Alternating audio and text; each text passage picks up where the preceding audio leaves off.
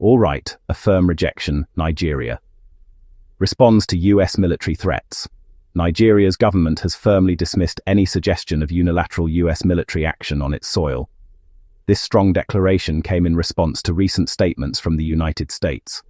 A presidential spokesman, Daniel Bwala, made the country's position clear. He spoke directly to the Associated Press. He stated that the United States cannot simply act alone within another sovereign nation's borders.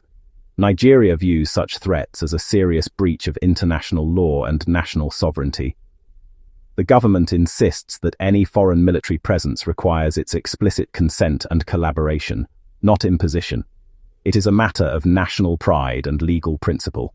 The controversy was ignited by US President Donald Trump, who suggested potential military intervention in Nigeria.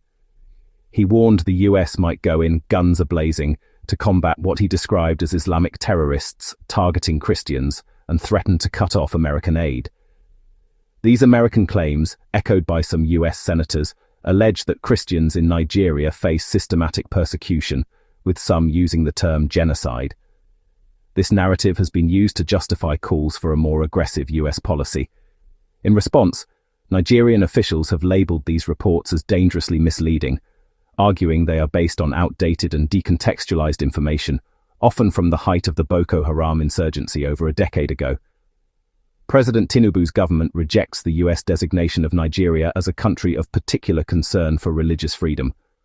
Officials insist the violence is not a simple story of religious persecution, but a far more complicated issue affecting Nigerians of all faiths.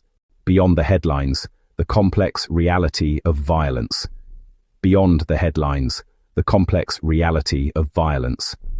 Security experts and analysts offer a different perspective. They point to a geography of violence rather than a purely religious one. That means a person's risk is determined more by where they live than by which god they worship. The Institute of Security Studies supports this view. It says framing the crisis as a simple religious war is inaccurate. The institute highlights disputes over land, local political power struggles, widespread failure of government services in many regions. This creates a fertile ground for conflict. Killers and armed groups often operate where the state's presence is weakest. In many rural areas there is a vacuum of authority. Police and military forces are stretched thin and often unable to provide adequate protection.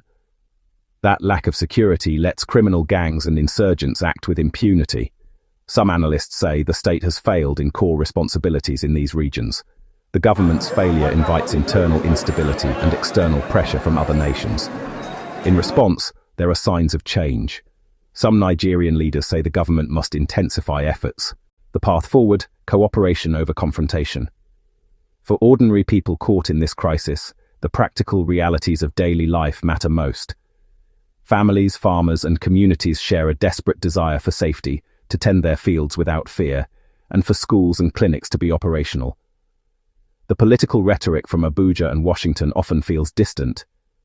What people need are concrete actions from their government to stop the attacks and bring perpetrators to justice. They yearn to rebuild their lives and live in peace with their neighbors, regardless of faith or ethnicity. The focus is not on international labels, but on tangible results. Ultimately, officials on both sides wish to avoid escalation. Diplomacy remains the preferred path. Nigeria asserts its sovereignty, emphasizing that foreign military operations on its soil require national consensus and formal government approval. The most effective way for Nigeria to reduce foreign intervention is to strengthen its own internal security. A state that can protect its people is less likely to face external pressure. The path forward is through cooperation, not confrontation.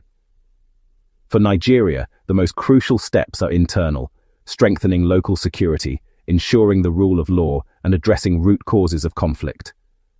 A secure Nigeria is the best answer to external pressure, ensuring the nation's future is decided by Nigerians.